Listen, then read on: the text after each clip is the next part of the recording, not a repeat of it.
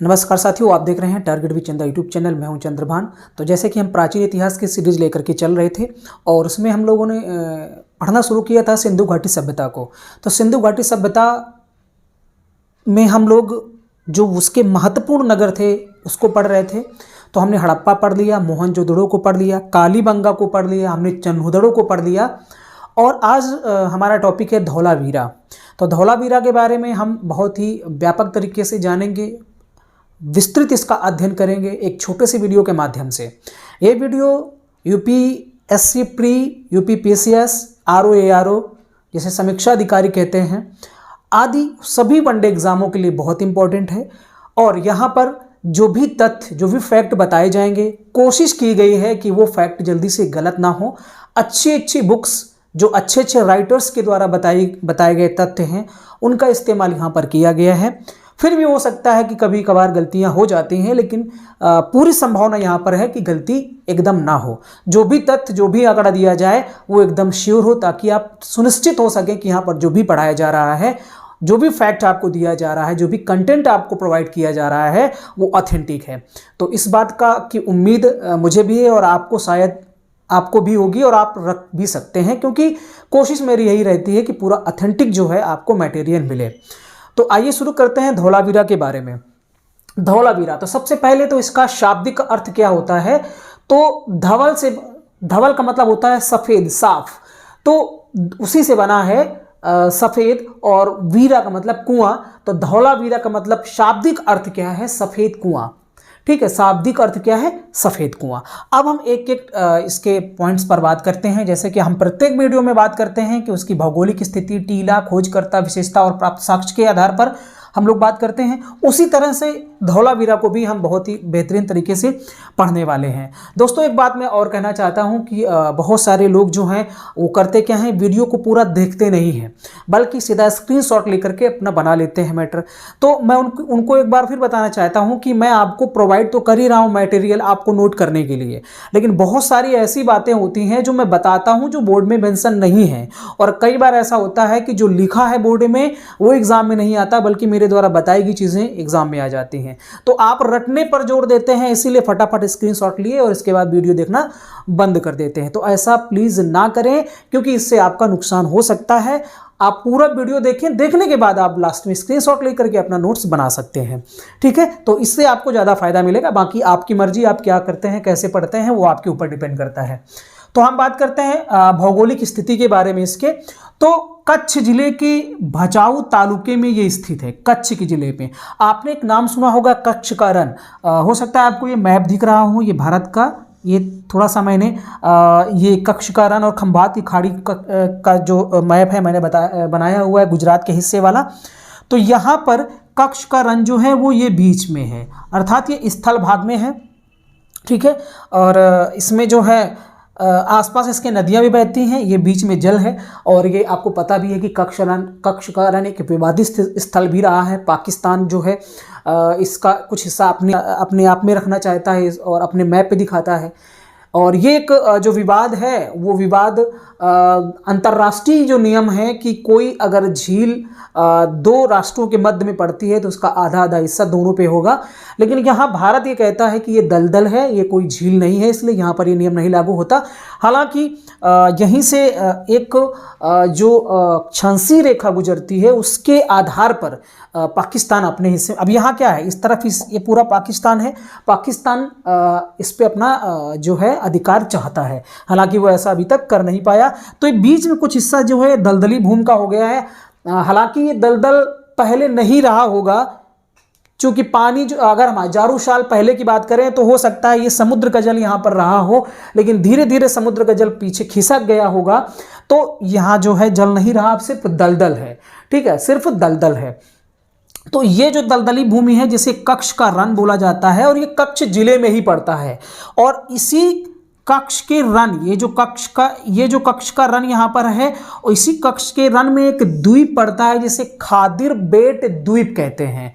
खादिर बेट द्वीप। और इसी खादिर बेट द्वीप के लास्ट में इस तरफ जो है एकदम पश्चिम में क्या पड़ता है, धौलावीरा। तो ये द्वीप के अंदर है, खादिर बेट द्वीप के अंदर, ठीक है। इसीलिए यहां पर किसी प्रकार की नदी का मेंशन नहीं किया गया, हालांकि कहीं कहीं पर मान सेहरा करके ऐसे कुछ नदियों के नाम बताए जाते हैं किसके आसपास बहती हैं, ठीक है। तो यहाँ पर इसलिए नदी के बारे में नहीं बताया गया। हालांकि जितने भी स्थल आपने देखे होंगे, चाहे वो हड़प्पा हो, मोहनजोदड़ो हो, चन्नूदड़ो हो या लोथल हो, वो सभी जो नगर हैं वो किसी न किसी नदी के तट पर ही बसे थे।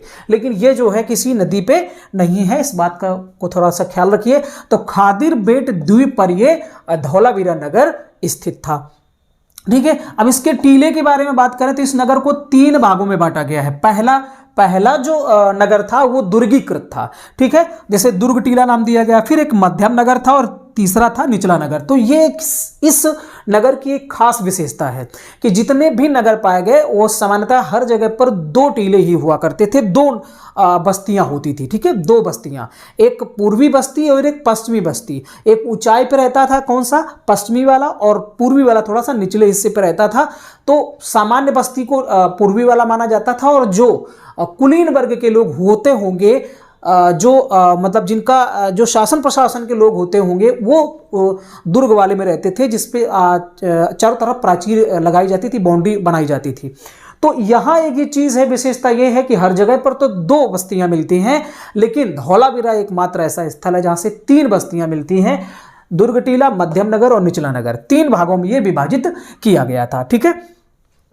अब इसके अगर खोजकर्ता की बात करें तो 1960 ईस्वी में धौलावीरा में ही एक गांव है, और इस गांव का एक व्यक्ति था, ठीक है। उसने बहुत बार कोशिश की, 1960 ईस्वी में उसने इसको देखा था और बताया था, लेकिन फिर भी किसी ने इस पर ध्यान नहीं दिया। हालांकि बाद में जेपी जोशी, जगपति जोशी जो है 1967-68 में आते हैं, 6-7 साल बाद वो पहली बार इसका उत्खनन करते हैं, खुदाई करते हैं, तब जाकर के यहाँ पर जो है इस नगर का पता चलता है। हालांकि बाद में रमेश एस बिष्ट जो है, रमेश सिंह बिष्ट इनका पूरा नाम है, RS बिष्ट, रमेश सिंह बिष्ट ने इसका व्यापक उत्खनन कराया 1990-91 में, ठीक है। तो खोजकर्ता में ये लोग आप याद रख सकते हैं, जेपी जोशी के बारे में, जगपति जोशी के बारे में।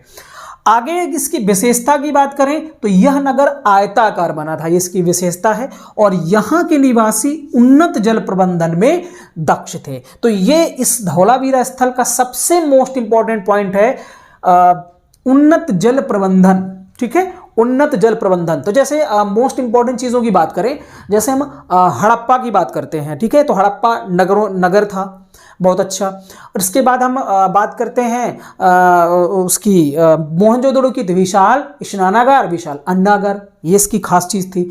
चन्नूदड़ो की बात करते हैं तो चन्नूदड़ो में क्या था, सौंदर्य प्रसाधन सामग्रियों का निर्माण होता था, उसके लिए फेमस था। अगर हम बात करें कालीबंगा की तो कालीबंगा जो है वो मिश्रित चीज़ें वहाँ पर हैं, चाहे वो चूड़ियों की बात की जाए, चाहे वहाँ उपकरणों की बात की जाए, चाहे वहाँ आभूषणों की बात की जाए, तो इस तरीके से कालीबंगा में हर एक चीज़ जो है वो मिलती है। मृदुभांड भी मिलते हैं, तो मैं बता भी चुका हूँ। आप चाहें तो इस वीडियो के डिस्क्रिप्शन में उनका लिंक मैं डाल दूंगा, आप वहाँ से उनको देख सकते हैं और पढ़ सकते हैं, ठीक है। तो ये चीज़ इंपॉर्टेंट है, यहाँ पर ये चीज़ इंपॉर्टेंट है, आप इसको जरूर याद रखिए कि यहाँ के निवासी उन्नत जल प्रबंधन में दक्ष थे। प्राप्त साक्ष्यों में बात करें तो विशाल जलाशय, ठीक है, विशाल जलाशय जिसका आकार 80.4 × 12 × 7.4 मीटर था, मतलब लंबाई, चौड़ाई और ऊंचाई। इसमें 2,50,000 घन मीटर जल संग्रहण की अद्भुत क्षमता थी, इतना बड़ा जलाशय था ये। तो इसमें यहाँ पर कई जलाशय पाए गए हैं, लेकिन इस विशाल जलाशय के बारे में यहाँ पर मेंशन किया गया है। घोड़े की कलाकृतियों के अवशेष, मतलब घोड़े का चित्र बना हुआ है, कलाकृतियों के अवशेष हैं। अगर घोड़े के अवशेष, दांतों के अवशेष की बात करें तो सुरकोटदा एक ऐसी जगह है जहाँ से मिलते हैं, लेकिन फिर भी जो विद्वान लोग हैं, जो इतिहासकार हैं, पुरातात्विक विद हैं, वो ये मानते हैं कि जो सिंधु घाटी सभ्यता के लोग थे वो घोड़े नामक पशु से परिचित नहीं थे। ये हो सकता है घोड़ा जो है आया हो अरब देशों से, उस तरफ से मेसोपोटामिया की सभ्यता से आया हो, यहाँ पर मर गया हो, कुछ हो गया हो, तो उसके अवशेष मिलते हैं। लेकिन और कहीं पर भी पूरे इस सिंधु घाटी सभ्यता के प्रत्येक लगभग 2800 स्थल खोजे गए हैं। रामशरण शर्मा सर के जो इतिहास के एक बहुत बड़े प्रोफेसर हैं, उनके अनुसार 2800 लगभग स्थल खोजे गए हैं, लेकिन कहीं पर भी सुरकोटदा को छोड़कर के जो गुजरात में है, कहीं पर भी घोड़े के साक्ष्य नहीं प्राप्त हुए हैं। ठीक है, तो इसका मतलब यह है कि घोड़े जैसे पशु से ये परिचित नहीं थे। यहाँ पर चित्र जैसी अवशेष सिर्फ मिले हुए हैं। सैंधव लिपि के 10 बड़े अक्षर मिले हुए हैं। पॉलिशदार श्वेत पाषाण खंड, कुछ पत्थर मिले हुए हैं जो कि सफेद पॉलिश से में पुताई की गई है। 2 स्टेडियम मिले हुए हैं। कई बुक्स में खेल के मैदान इसके बारे में बताया गया कि खेल का मैदान मिला है। हालांकि कुछ जगहों पर जो ऑथेंटिक्स प्रकाशन है वहां पर दिया गया है कि 2 स्टेडियम मिले हुए हैं, एक में बाजार लगता था और एक किसी तरीके से सार्वजनिक स्थल रहा होगा। अब कुछ लोग ये अनुमान लगाते हैं कि ये खेल का मैदान भी हो सकता है। ठीक है, तो मैदान, खेल का मैदान कहां पर मिला? धौलावीरा में। मिट्टी के बर्तन, जो टेरोकोटा मिट्टी के जो बर्तन थे वो मिले हुए हैं। मछलीकृत हुक मिला हुआ, मछलीकृत मतलब मछली जैसे आकार का एक हुक मिला हुआ है। अद्वितीय डिजाइन वाले 9 द्वार मिले हुए हैं। ठीक है, 9 द्वार मिले हुए हैं। कहां से? धौलावीरा से। तो ये कुछ क्या है? ये कुछ प्राप्त साक्ष्य हैं धौलावीरा के। अब कुछ विशेष चीजें हैं जो इंपॉर्टेंट हैं, जिनको मैंने यहां पर नोट कर रखा है, वो आपके लिए बहुत इंपॉर्टेंट है। जैसे अभी हाल ही में 2021 की बात करें तो यूनेस्को ने धौलावीरा को 40वें विश्व धरोहर के रूप में घोषित किया। 39वां रामप्पा मंदिर था तेलंगाना का, आपने करंट अफेयर में पढ़ा भी होगा।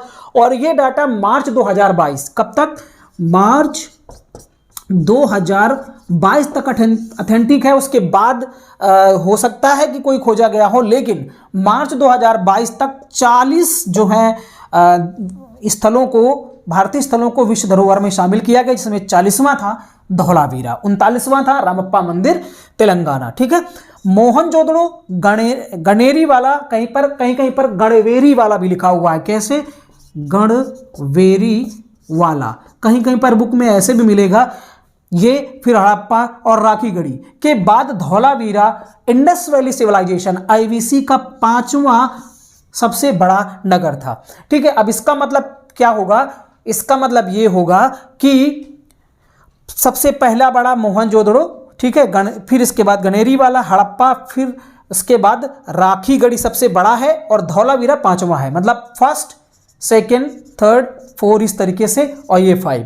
तो रामशरण शर्मा की बुक को भी मैंने जब अध्ययन किया, और ये बड़ा विवादित है, आप गूगल भी सर्च करेंगे, विकिपीडिया भी देखेंगे, कहीं पर भी जाएंगे तो आपको कभी मोहनजोदड़ो सबसे बड़ा स्थल बताया जाएगा, ज्यादातर जगहों पर राखीगढ़ी को बताया जाएगा, कहीं कहीं पर धौलावीरा भी दे देता है। तो कंफ्यूज बिल्कुल मत होइएगा। धौलावीरा से बड़ा जो है वो राखीगढ़ी है, याद रखिए, ये एकदम कंफर्म है। अभी वर्तमान में सिंधु घाटी सभ्यता का सबसे बड़ा स्थल की अगर बात की जाएगी तो वो कौन सा है? राखीगढ़ी। ठीक है, राखीगढ़ी है। अगर नगरों की बात की जाएगी, नगरों की, तो नगर में जो है धौलावीरा जो है वो 7वां नगर है और राखीगढ़ी जो है वो 8वां नगर है, अगर नगरों के हिसाब से देखा जाए तो। वैसे राखीगढ़ी वर्तमान का सबसे बड़ा सिंधु घाटी सभ्यता का स्थल है, अर्थात ये धौलावीरा से भी बड़ा है।